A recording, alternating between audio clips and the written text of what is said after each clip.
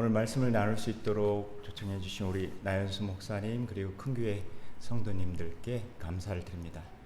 오늘 읽어주신 말씀은 짧죠.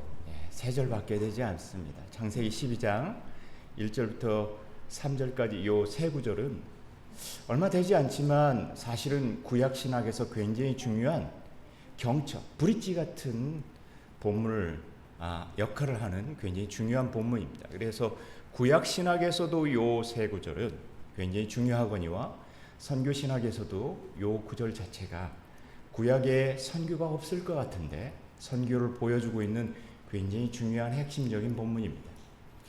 이 창세기 12장 1절부터 3절 말씀은 이 본문을 기점으로 해서 하나님의 이야기가 180도 터닝 포인트를 가지고 있습니다. 달라져요. 어떻게 달라지냐면 오늘 본문 이전의 말씀 창세기 1장부터 11장까지는 세상 보편적인 이야기예요.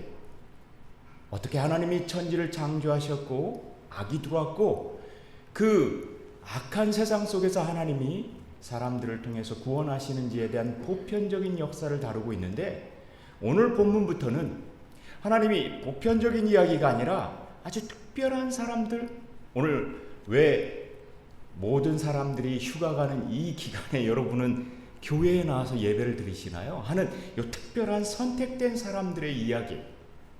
그래서 아브라함의 이야기, 하나님이 선택하신 아주 특별한 사람들은 하나님께서 어떻게 이끌고 가시는지 성경의 세상의 많은 사람들 이야기보다 이 특별한 선택된 사람들의 이야기를 지금부터 하시겠다라고 작정하시고 온통 이제 성경의 모든 내용들은 이 특별한 사람들의 이야기로 꽉 채우고 계십니다. 그래서 오늘 본문은 구약에서도 중요하고 신약에서도 중요합니다. 왜 하나님께서 세상 사람들과 같이 일하고 먹고 마시고 즐기는 이 세상 가운데서 우리를 특별하게 부르셔서 하나님 나라의 선택한 백성으로 살게 하시는지 하나님의 특별한 목적이 담겨 있는 구절이죠. 그래서 이 말씀을 보면 오늘 우리가 왜 선교해야 되는지, 왜 교회에 모여서 하나님께 예배해야 되는지에 대한 중요한 목적을 담고 있습니다. 이 본문 말씀 세 구절을 두 개로 살펴보려고 합니다. 첫 번째로는 1절 말씀입니다. 오늘 1절 말씀은 어떻게 시작해요? 여호와께서 아브라함에게 이르시되 하고 하나님의 말씀이 나옵니다. 너는 너의 고향과 친척과 아버지의 집을 떠나 내가 내게 보여줄 땅으로 어떻게 하라고요? 가라라고 이야기합니다. 이 가라라는 말이 맨 끝에 나오죠. 그런데 원래 히브리어 성경에는 맨 초두에 나옵니다.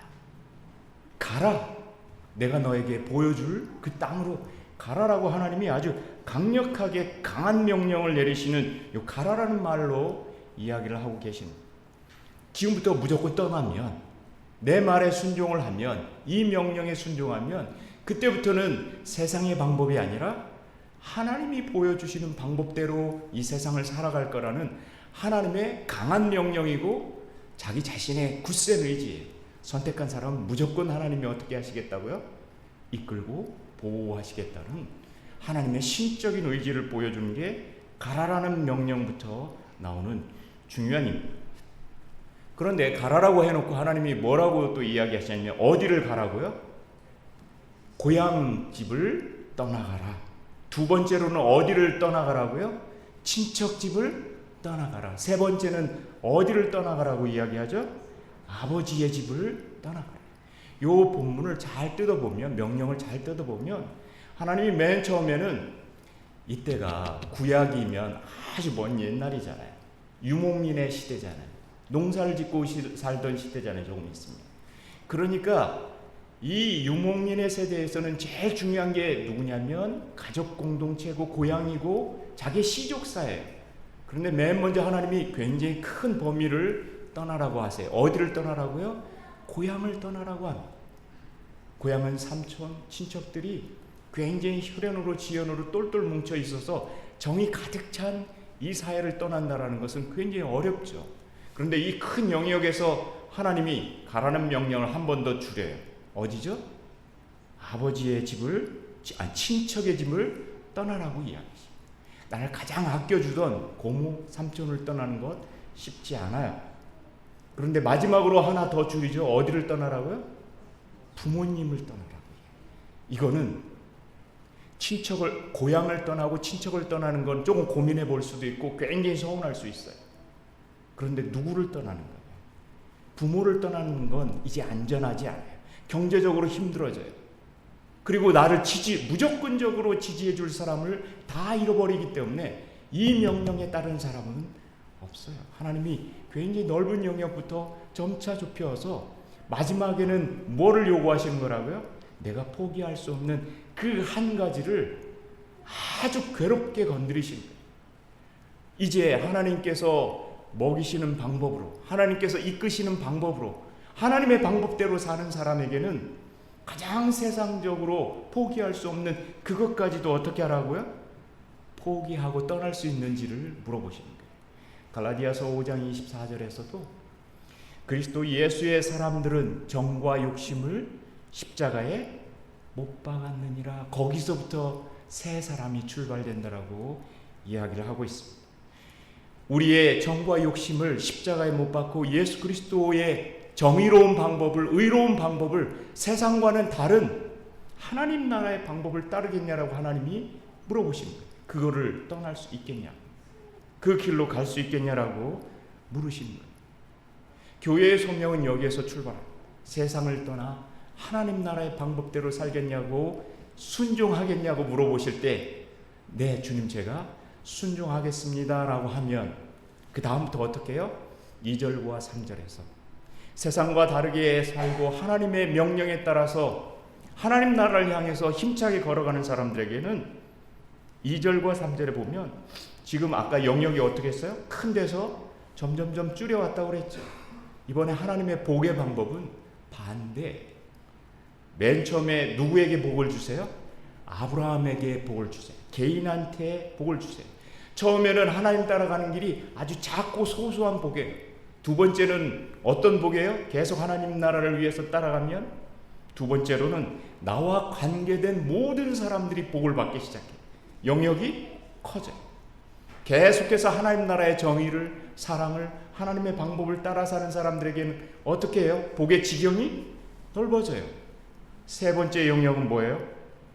땅의 모든 족속이 너를 알지도 못하는 사람들이 너 때문에 복을 받게 된다라고 하나님이 이야기하십니다. 이게 우리를 불러내신 가장 큰 선교적인 소명입니다. 세상의 길을 떠나서 세상의 길과 철저하게 분리되어서 하나님의 길에 순종하고 그 명령대로 따라 사는 사람들에게는 이제 하나님이 주시는 복을 처음에는 내 개인이, 그 다음에는 나와 관계된 사람들이, 그 다음에는 나를 알지도 못하는 사람들이 나 때문에 복을 받게 하시겠다고 하는 것이 하나님께서 우리를 선택하시고 불러내신 가장 중요한 목적입니다. 저는 지금 장로신학대학교에서 선교학을 가르치고 있습니다만은 5년 전에는 저희 교단에 속한 총회파송 선교사로 인도에서 20년을 사역을 하였습니다. 제가 했던 주된 사역은 신학교 사역이었어요. 그런데 어느 날 여러분처럼 교회에서 단기팀이 와서 저희 신학교에서 사역을 하다가 바로 저희 인도에 있는 신학교 옆에 있는 빈민가의 한 권사님이 가보게 됐습니다. 인도 빈민가는요, 눈 뜨고 볼 수 없는데 아주 처참하게 살아요. 그러더니 마지막 날 제 주된 주된 사역이 신학교임에도 불구하고 권사님이 헌금을 상당히 많이 하시면서 인도에 있는 이 빈민가의 아동들의 교육을 위해서 써달라고 헌금을 하고 하셨어요. 그래서 원래 제 사역이 아닌데 이 권사님의 요청에 의해서 제가 그 빈민가에 들어가서 저희 현지 사역자들하고 빈민가에 공부방을 세웠습니다. 빈민가에 공부방을 세웠는데 아이들이 학교도 안 가고 부모들이 굉장히 어렵게 사는 요 지역 안에서 공부방을 시작한 지 6개월도 안 돼서 처음에 5명을 데리고 수학을 가르쳐주고 영어를 가르쳐 주었거든요. 근데 6개월도 안 돼서 이 공부방에 아이들이 100명이 바글바글 거리기 시작했습니다. 조그만 한 20평 남짓한 조그만 방에서 시작을 했는데 아이들이 얼마나 많이 오는지 몰라요. 그래서 이 아이들을 가르칠 수가 없어서 한국에서 좋은 선생님을 단기 선교사로 요청을 했습니다. 맨 처음에 후원하는 교회에서 누가 왔냐면 대학에서 미술을 전공한 대학생이 휴학을 하고 왔습니다. 그런데 이 학생이 얼마나 마음이 착한지 자기가 알바한 돈을 다 털어서 인도에 있는 요 빈민 아동들에게 그림을 가르치겠다고 크레파스 다 사왔어요. 그래서 이 공부방에 그날 사온 크레파스와 좋은 학용품들을 다 넣고 문을 잠그고 퇴근을 했습니다. 근데 다음날 저하고 단기 선교사하고 현지 사역자가 가보니까 감쪽같이 한국에서 사온 K 학용품이 다 없어졌어요. 인도에서는 볼 수도 없는 굉장히 좋은 크레용, 노트, 이 모든 게 감쪽같이 없어요. 황당하잖아요. 자물쇠를 2중 3중으로 했는데 그걸 다 뚫고 들어와서 그 학용품을 다 훔쳐갔어요. 빈민가 사람들이 정말 착하다, 가난한 사람들이 착하다는 모든 환상을 깨기 시작하겠어요. 그리고 얼마 후에 이런 일이 있은 후에 또 빈민가에 있는 부모들이 뭐를 요청했냐면 우리 아이들에게 컴퓨터를 가르쳐 주시면 좋겠다. 이 아이들이 그래도 다른 학교에서 경험할 수 없는 컴퓨터를 가르쳐 줬으면 좋겠다. 그래서 한국에 또 단기 선교사를 요청했습니다. 마침 남자 청년 하나가 컴퓨터를 전공하는 학생이 또 자원을 해서 6개월간 단기 선교사로 봉사를 왔습니다.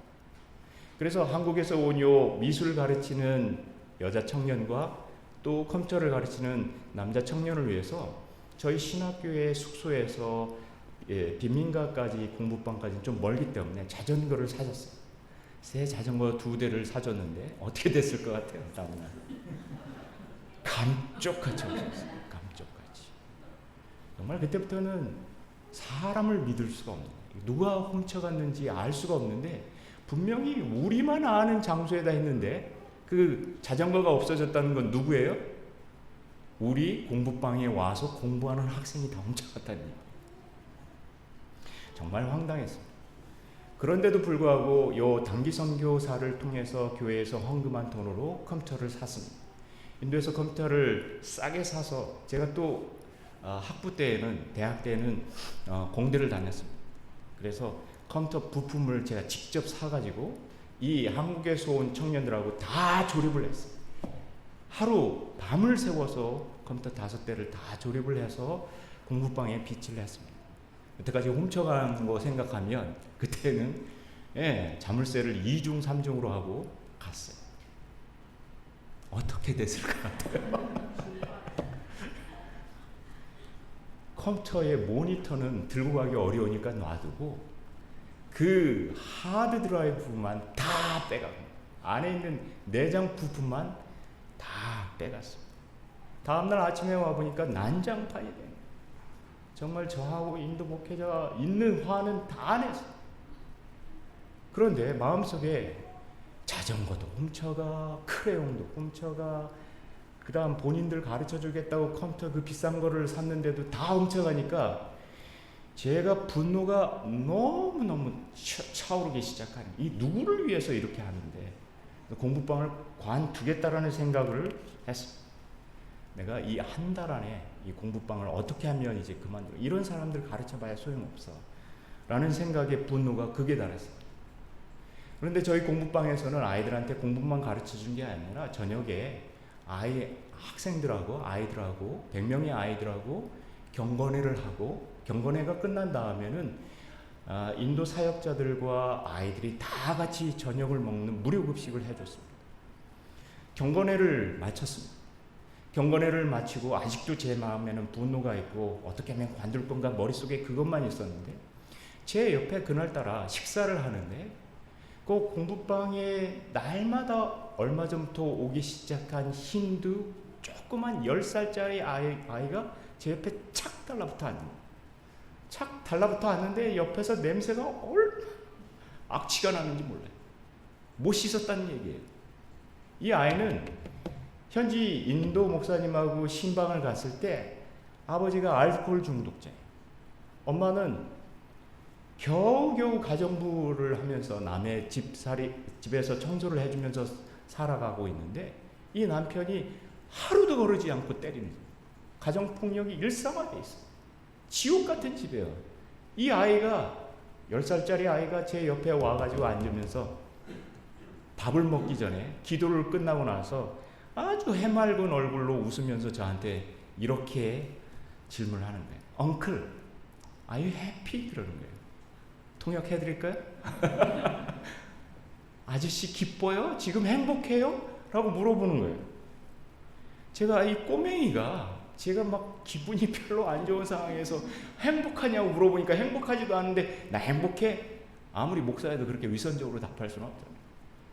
그래서 뭐라고 얘한테 되물었냐면 What about you? 너는 어떤데? 너는 어떤데? 그랬더니 이 여자 꼬맹이가 저한테 아주 100만 불짜리 웃음을 보이면서 뭐라고 이야기하냐면 Uncle, I'm so happy because I'm here. 아저씨, 전 지금 굉장히 행복한데 왜냐하면 여기 있어서 행복해요. 여기 있어서. 제가 그 말을 듣는데 성령님께서 제 마음을 얼마나 찌르시는지 몰라요. 선교사로서 부끄러운 거예요. 내가 버리고 가려고 하는 이 공부방이 이 10살짜리 이 꼬마 힌두 아이한테는 가장 소중한 희망의 장소고 천국과 같은 곳이라는 것을 성령께서 그때 처음으로 저에게 말씀하셨어요. 그리고 우리를 아무것도 아닌 우리를 불러내신 가장 중요한 이유는 우리 때문에 누군가가 굉장히 행복해지게 한다라는 것. 그것 때문에 하나님이 우리를 세상과는 다르게 구별하시고 하나님이 우리를 선택하십니다. 두 번째, 오늘 말씀의 2절과 3절 말씀을 보죠. 왜 우리를 선교하게 하시냐면 2절과 3절 한번 같이 읽어볼까요? 같이 읽습니다. 시작. 내가 너로 큰 민족을 이루고 너는 복이 될지라. 너를 축복하는 자에게는 내가 복을 내리고 너를 저주하는 자에게는 내가 저주하리니 땅의 모든 족속이 너로 말미암아 복을 얻을 것이라 하십니다. 오늘 개역 개정판으로 2절과 3절을 읽어보면 몇 구절인지 정확하게 세어봐야 알지만 히브리어 원어 성경은 2절과 3절 하나님의 굉장히 중요한 복의 약속이 7개의 구절로 되어 있어요. 여러분 7은 성경에서 무슨 숫자죠? 완전수예요. 하나님이 완전하게 이 복을 성취하시겠다라고 우리에게 주시는 거예요. 그분의 약속이에요. 그런데 이 완전수 7개의 구절 안에는 복이 몇 번 나오냐면 5번이 나옵니다. 하나님이 바라크라고 하는 요 어근을 쓰신 것은 5번 나와요. 하나님이 허투루 이야기하시겠어요? 성경은 허투루 이야기하는 구절이 없어요. 7개의 구절이잖아요. 5개의 복을 약속하신 이유는 하나님이 다 이유가 있어요. 왜 그러냐면 아까 이야기한 대로 오늘 이 본문 바로 이전의 말씀 창세기 1장부터 11장까지는 복에 반대되는 말이 5번 나와요. 복의 반대는 뭐죠? 저주예요. 온 세상이 저주로 가득 차 있는데 그 저주가 창세기 3장 14절, 3장 17절, 4장 11절, 5장 29절, 9장 25절에 저주라는 단어가 5번 나옵니다. 이 세상에 있는 저주를 복으로 바꿀 사람이 아브라함이에요. 우리를 선택하신 이유는 세상에 있는 저주를 복으로 바꾸도록 우리를 불러내신. 여러분이 누군지 중요하지 않아요. 여러분이 서울대를 다니든 어느 대학을 다니든 그게 중요하지 않아요. 여러분이 굉장히 부가 많든 가난하든 중요하지 않아요. 하나님이 우리에게 주신 소명의 굉장히 확실한 부분은 예수 그리스도를 믿는 자에게는 세상의 저주를 복으로 바꾸는 굉장히 큰 선교적인 사명을 주셨다라는 거예요. 2절에 눈에 띄는 복이 있어요. 그게 뭐냐면 내 이름을 장대하게, 굉장히 크게, 큰 교회 이름에 맞는 것 같아요. 내 이름을 크게 해주겠다, 장대하게 해주겠다. 이름은 고대 사회에서는, 유목민 사회에서는 그 사람의 정체성이, 너는 곧 그 이름에 나타나 있다라는. 그러니까 이름을 장대하게 주겠다는 복은 아까 이야기한 대로 창세기 11장에 보면 바로 오늘 본문 전에 11장에 보면 세상 사람들의 속성, 세상의 속성이 나와요. 그게 뭐냐면 바벨탑 사건이에요. 세상 사람들은 바벨탑을 굉장히 멋있게, 굉장히 기술적으로, 굉장히 사람들이 편안하게 살 수 있는 방식으로 짓는데 어떻게 짓겠다고 이야기하냐면 이 바벨탑을 하늘 끝까지 쌓아서 우리의 이름을 온 세상에 내자라고 하는 것이 세상의 속성이라고요. 세상 사람들에게는 과학 기술 문명이 그리고 뭔가 부를 이룩하려고 하는 이 욕망이 그리고 이 세상 안에서 돈과 명예를 쌓으려고 하는 것이 어떻게 하려고 하냐면 계속해서 높이 상승해서 온 세상 사람들이 나를 부러워하게 만드는 것은 바벨탑의 굉장히 중요한 속성이고 세상의 속성이라고 이야기합니다. 물론 그리스도인들도 과학기술 문명을 배워야 돼요. 돈을 또 벌어야겠죠. 그런데 바벨탑의 죄, 바벨탑의 저주는 뭐냐면 하나님과 같이 되고자 하는, 하나님 없이 자신의 명성을 날리는 것이 바벨의 저주예요. 하나님 없이 자신의 영리함과 지혜를 드러내려고 하는 것이 바벨의 저주예요.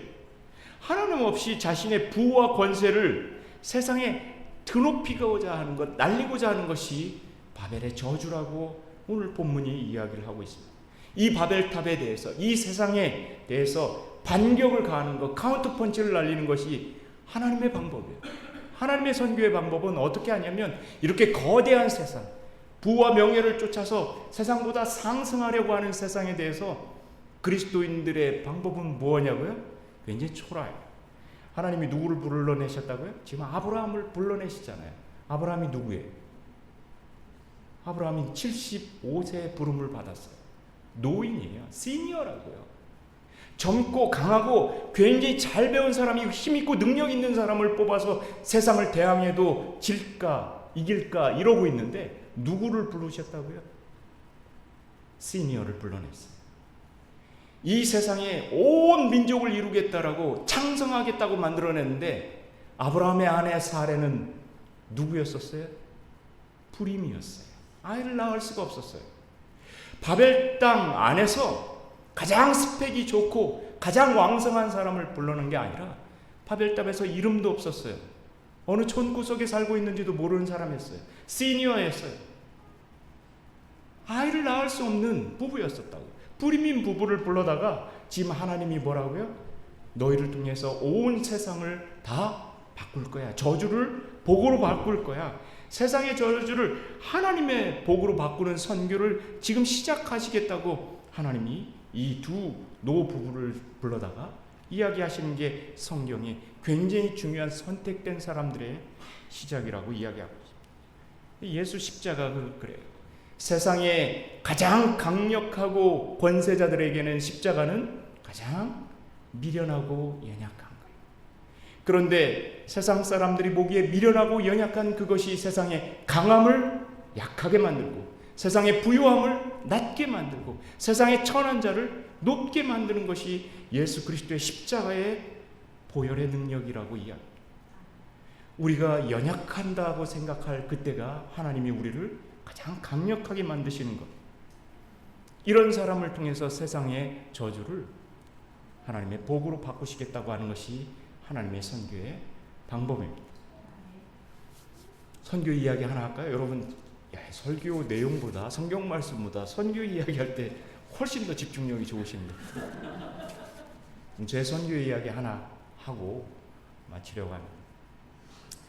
인도에서 선교할 때 제 주된 사역은 신학생이었어요. 인도에 있는 굉장히 어려운 지역에 있는 빈민가의 고등학교 졸업생들, 농촌 지역의 고등학교 졸업생들을 저희 신학교에 데려다가 무료로 공부를 시켜주고 같이 먹고 자고 하면서 제자 훈련을 하고 2년 반 동안 훈련을 시켜서 다시 인도에 있는 가정교회와 농촌교회로 파송을 해서 교회를 개척해서 자립할 때까지 한국교회를 연결해서 도와주는 게 제 주된 사역이었습니다. 그 중에 한 청년이, 한 신학생이 자기가 어떻게 하든지 신학교를 졸업하면 내가 있었던 그 시골 마을에 가서 거기가 힌두교 마을인데 예수 그리스도의 복음을 한 번도 들어본 적이 없는 우리 마을에 복음을 전하겠다라는 열심이 있었어요. 그래서 이 청년을 도와서 그 오지에 있는 힌두교 농촌 마을에 교회를 개척하기 시작했습니다. 이 청년이 정말 열심히 이 사역을 하고 전도하고 또 신학교에서 배운 대로 신방하고 그래서 1년도 안 돼서 한 30명의 가정교인들이 모이기 시작했습니다. 그리고 우리 전도자가 저하고 인도 동역자 목사님을 불러서 부흥 집회를 하자라고 그랬어요. 시골에서 부흥 집회를 한 주 동안 하고, 또 이 마을에서 이 부흥 집회를 통해서 사람들이 늘어나면 여기에 교회를 지을 생각을 했습니다. 그래서 이 전도자가 있는 농촌 마을에 가서 이제 전도 집회도 해야 되겠고 교회도 건축을 해야 되는데, 인도는 지금은 도시는 잘 그렇지 않은데 농촌 마을은 여전히 카스트가 굉장히 중요해요. 여러분 카스트라는 말 들어보시죠? 신분사회라고요. 그래서 이 카스트 안에서 신분사회에서 굉장히 중요한 사람이 누구냐면 그 마을의 촌장이에요. 그 마을의 촌장은 조금 더 카스트가 높아요. 이 사람이 우리나라 농촌과 다르게 카스트가 높은 사람에게 인도 정부에서 땅의 토지를 거래할 수 있고 건물을 지을 수 있는 사법적인 권한도 부여를 해줬어요. 그래서 이 마을의 촌장에게 무조건 잘 보여요. 그래야 교회를 건축할 수도 있고 전도 집회도 할 수 있어요. 그래서 제가 인도에서는 양복을 입거나 그런 적이 한 번도 없어요. 신발도 잘 안 신어요. 슬리퍼 신고 다니죠. 그런데 요날만큼은 한국에서 가져온 제일 좋은 옷과 그 다음에 차도 잘 안 타고 다니거든요. 오토바이를 타고 다니거나 그냥 대중교통으로 다니는데 이날은 차를 빌렸어요. 왜? 인도에 있는 높은 카스트를 만나려면 나도 그만한 카스트 높은 사람이라는 걸 보여줘야 겨우 이 사람을 면담을 하지. 그렇게 굉장히 후질구레하게 하면 만나주지도 않아요. 그래서 한국에서 단기 선교사들이 왔을 때 준 좋은 한국에 있는 선물들도 준비를 해서 이 시골 마을로 갔습니다. 시골 마을에 가서 촌장집에 갔더니 촌장님이 서울에서 한국에서 손님이 왔다는 소식을 들고 얼마나 환대해 주는지 몰라요. 제가 또 잘 차려입고 갔으니까 자기 집 중앙으로 모셨어요. 근데 동네 사람들이 외국인 처음 보고 한국 사람 처음 보니까 이 촌장집에 제가 왔다는 소리를 듣고 한 30분도 안 돼가지고 동네 사람들 한 200~300명이 모여서 구경하러 온 거예요. 이 촌장님이 사람들도 많고 한국에서 좋은 손님이 왔다 그러니까 그때부터 얼마나 차도 내오시고 좋은 얘기 해주시고 그러는데 저한테 자랑을 하기 시작하는 거예요. 이 촌장님 집이 좀 그래도 잘 사는 것 같아요.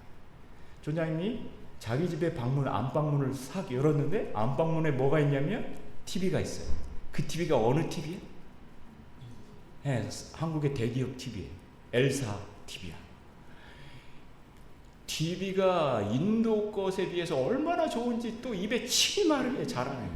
여러분 K잖아요. K가 붙어있는 TV잖아요. 그 다음 방에 문을 열었는데 부엌문을 열었는데 거기에 뭐가 있어요?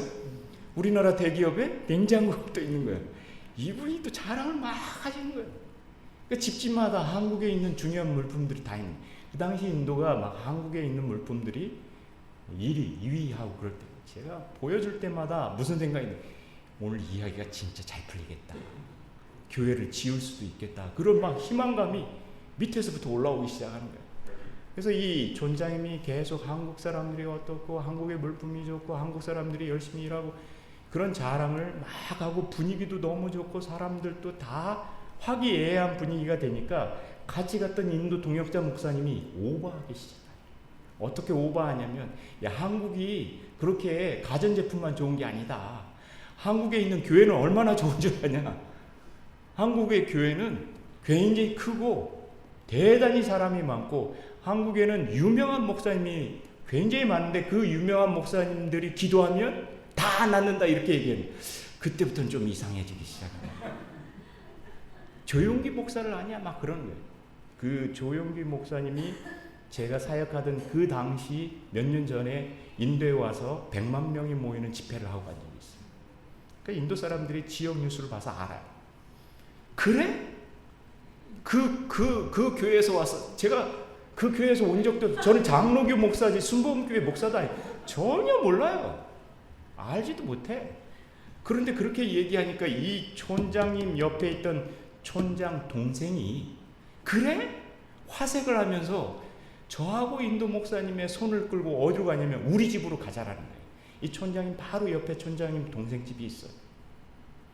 가서 자기 집에 있는 아픈 사람을 위해서 기도해달라는 거예요. 그때부터 제 마음이 무거워지기 상당히 무거워지는데 옆집에 갔는데 이분이 안방문을 열고 아파 있는 환자를 위해서 하는 게 아니야. 안방을 지나가서 어디로 가냐면 그 옆에 집 옆에 있는 외양간으로 데리고 외양간에 갔더니 송아지 한 마리가 빌빌거리고 누워있는데 이 아픈 송아지를 위해서 기도를 해달라는 거예요. 제가 처음에는 이게 무슨 시츄에이션이에요 이게. 제가 인도에서 선교사로 가기 전에 한국에 있는 큰 교회에서 부목사도 하고 병원 신방도 많이 다녔어요. 그래서 환자들을 위해서도 열심히 기도했거든요. 암 환자, 무슨 환자 다. 그런데 송아지는 기도해본 적이 없어요.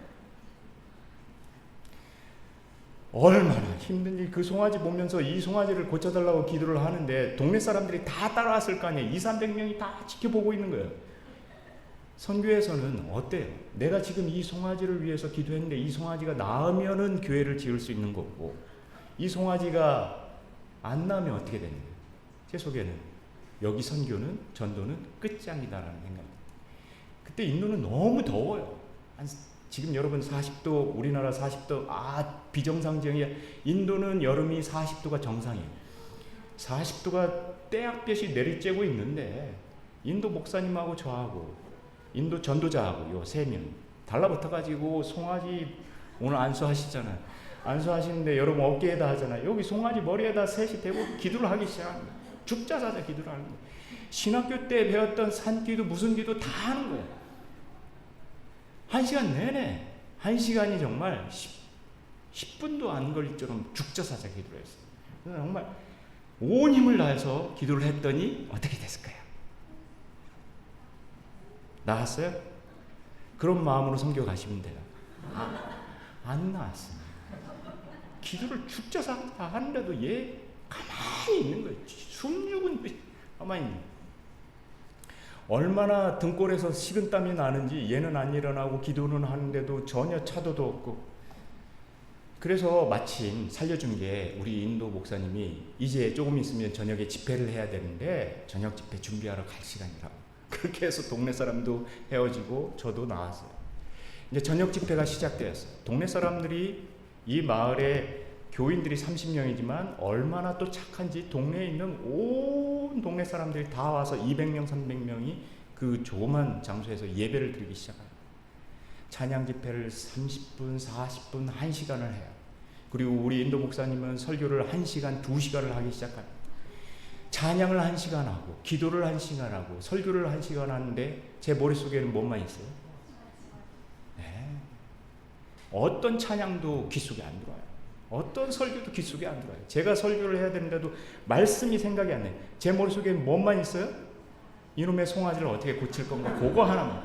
이걸 못 고치면 내가 여기에 교회를 세울 수 없다라는 생각밖에 없어요.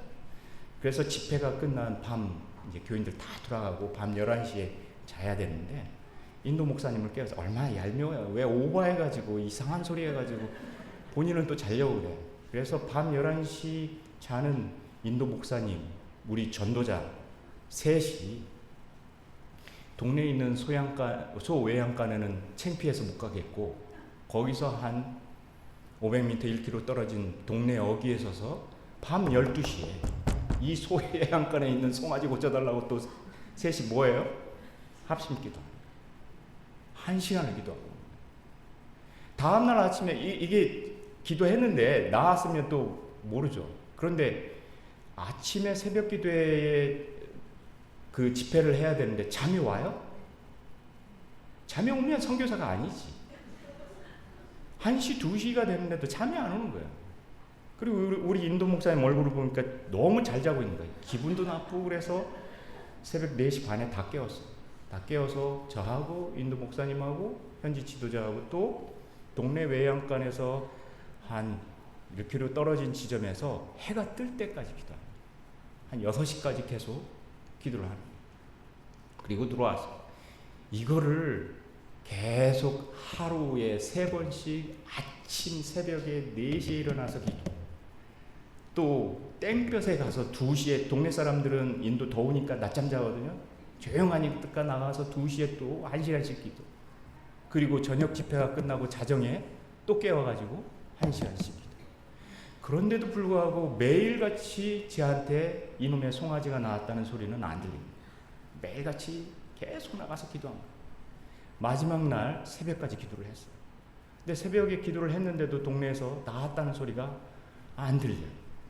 그러니까 아침에 있는 새벽 기도를 마치고 이제는 진짜 신학교로 돌아와야 되는 시점인데 도저히 안 되겠어요. 그래서 그날 제 신학교 센터로 돌아오기 전에 제가 가지고 있는 모든 돈을 다 털었어요. 비상금을 털고. 그래서 저희 신학교로 돌아오는 3등칸 기차 2,000원짜리만 티켓만 1,500원인가? 그것만 남겨놓고 다 털었어요. 그리고 그 돈을 모아서 들고 어디로 가요? 아침에 촌장님 댁을 찾아갔어요. 촌장님 댁에 찾아가서 이 촌장 동생을 불러다가 뭐라고 이야기했냐면, 야, 정말 미안하다. 내가 열심히 기도를 했는데도 이놈의 송아지가 낫지를 않는데, 내가 오늘 우리 전도자한테 이야기를 들어보니까 저 읍내에 굉장히 유명한 수의사가 있다고 그러는데 그 수의사를 불러다가 이 송아지를 고쳤으면 좋겠다 라고 해서 봉투에 있는 돈을 다 드렸어요. 일종의 뇌물이죠. 힘 드렸더니 이 촌장님이 아직도 그 촌장님의 얼굴을 잊을 수가 없어요. 이 촌장님이 막 웃으세요. 그러더니 제 돈을 받지를 않는 거예요. 제 돈을 받지 않으면서 이 첫마디, 제가 그때도 현지어를 그렇게 대단히 잘하지는 못했어요. 근데 그 현지어는 잊어버리지 않아요. 첫마디가 뭐였냐면, 여기에 교회를 지어라. 내가 잘못 들은 줄 알았어요. 그래서 목사님한테 이게 통역해라. 교회 지으라는 말이 맞냐? 그랬더니 맞대. 그랬더니 이분이 뭐라고 이야기를 하냐면, 사실은 이 송아지가 병들었을 때 우리 마을에 있는 거기 힌두교 사원 큰 게 있어요. 힌두교 사제한테 와서 기도해달라, 뿌자해달라라고 이야기를 했어요. 그런데 이 힌두교 사제가 예스 해놓고는 안 왔어. 그래서 다시 사람을 보내가지고 이 송아지를 위해서 기도해달라고, 뿌자를 해달라고 사람을 2번째 보냈는데도 예스 했는데 안 왔어요. 그런데 너는 나하고 일면식도 없는 사람이 아침에 일찍 일어나서 기도하고, 그 다음에 낮에 그렇게 더운데 그렇게 2시, 3시에 기도하고, 그 다음에 오밤중에 동네 사람들 다 아는데 거기서 기도하지 않냐. 그래서 내가 생각하기에는 이렇게 아침, 점심, 하루에 매일같이 동네 사람들을 위해서 기도하는데 여기다 교회 사오면 너한테 배운 이 전도자가 매일같이 우리 동네를 위해서 기도해 줄 텐데 교회 지어라 그러더라고요. 근데 제가 그 이야기를 듣고 한국으로 오면서 무슨 생각을 했냐면, 하나님께서 굉장히 저한테 책망하시는 말씀을 하나 주셨어요. 무슨 말씀이냐면, 제가 영빨이 세서 그런 것도 하나도 아니고, 제 기도 제목은 사실은 밝히지 않았지만 하나였어요. 1시간 내내 매일같이 기도하는 것은, 하나님 저 송아지를 고쳐주십시오. 하나님이 고쳐주셔야만 하나님 여기에 선교가 되고 교회가 섭니다. 하나님의 능력을 어떻게만 본 거예요? 이 송아지를 고치는 그 하나님만 생각해요. 제 인식 속에는, 제가 기도하는 그 범주 안에는 오직 하나님은 이 송아지를 고치는 그 하나님밖에 없었던 거예요. 그거는 힌두교도 많아요. 그런데 하나님이 저한테 뭐라고 이야기했어요? 하나님이 하시는 선교는, 하나님이 직접적으로 이 마을 가운데 복음을 전해서 이 마을 사람들을 구원하시겠다라는 것은 제 방법이 아니에요. 그분의 방법이에요. 그분의 방법으로 교회를 세우시겠다라고 하는 거예요. 그분이 일하시는 방법으로 여기에 복을 빌겠다라고 하는 그분의 일하심을 저한테 성령님께서, 선교는 그렇게 하는 거예요. 선교는 하나님이 하시는 거지, 선교는 특별하게 어떤 사람의 영역에 의해서 하는 게 아니라는 것을 처음 뭐 할 때요, 제가 처음으로 인도에 교회를 세울 때 아주 뼈저리게 가르쳐 주십니다. 한국 교회가 지금 섰던 것은 선교사에게 하나님께서 하나님이 어떻게 선교하시는지를 가르쳐 주셔서 한국 교회가 있었어요. 여러분 치앙마이에 가셔서, 아니면 큰 교회가 앞으로 선교하시는 모든 교회는 여러분의 열심을 통해서도 일할 것이지만, 여러분이 기도하시는 기도 제목대로 이루어지지 않는다라고 여러분 선교를 포기해서는 안 돼요. 여러분 당장 하나님의 정의가 이루어지지 않고 하나님께서 우리를 고쳐주시지 않는다라고 해도 여러분 낙심하지 말고 계속해서 기도하고 하나님을 신뢰해야 되는 굉장히 중요한 방법은 하나님께서는 우리에게 가장 적합한 방법으로 하나님의 위대하시고 놀라우신 능력을 보여주신다. 그게 하나님이 선교하시는 방법이고 그게 하나님께서 큰 교회를 통해서 일하실 방법입니다. 기도하겠습니다. 하나님, 우리 연약함에도 불구하고 하나님의 선하신 방법으로 선교하시고 하나님의 선하신 방법으로 큰 교회를 이끌어 가시고 큰 교회에 있는 당신의 소중한 백성들을 이끌어 가시고 이들 가운데 하나님 함께해 주셔서 온 세상 가운데 있는 저주를 하나님의 축복으로 바꾸는 놀라운 선교적 사명을 다할 수 있도록 하나님 함께하여 주시옵소서. 예수님의 이름으로 기도합니다.